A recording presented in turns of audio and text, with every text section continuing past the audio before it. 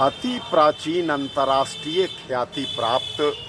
विश्व पर्यटन मानचित्र पर अपना स्थान रखने वाला गया शहर में केंद्र सरकार द्वारा प्रस्तावित मेट्रो रेलवे को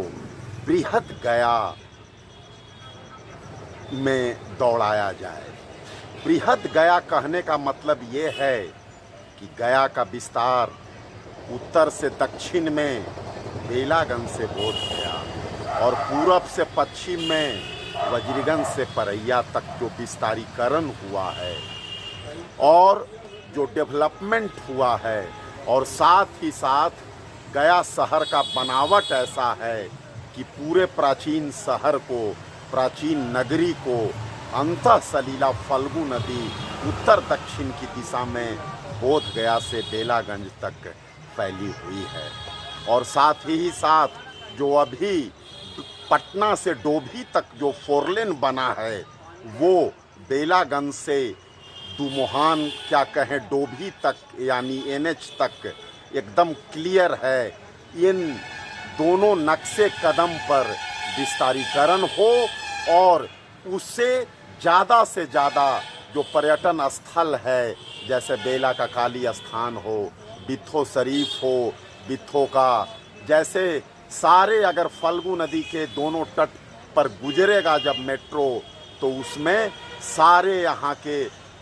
पितृपक्ष की दृष्टिकोण से भी और शहर में जो हम देखते हैं कि शहर का जो बनावट है उसमें अगर फल्गु नदी को बेस मान करके उत्तर से दक्षिण शहर में भी विस्तार किया जाएगा तो उसमें आसानी से विस्तारीकरण हो सकता है। पब्लिक लैंड का बहुत कम यूज़ होगा। इसलिए आज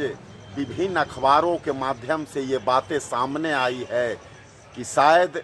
आज एक महत्वपूर्ण बैठक है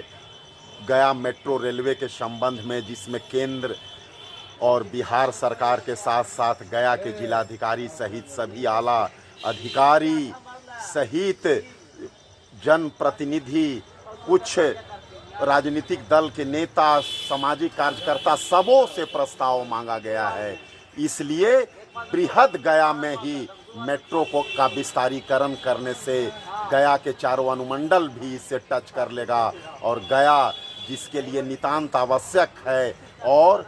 लगभग 50 किलोमीटर की दौड़ाने पर रेडियस में ये विस्तारीकरण का जो नक्शा है वो पूरा हो जाता है। इसलिए कांग्रेस पार्टी द्वारा दिए गए सुझाव पर विचार किया जाए। जय हिंद, जय गया की जनता।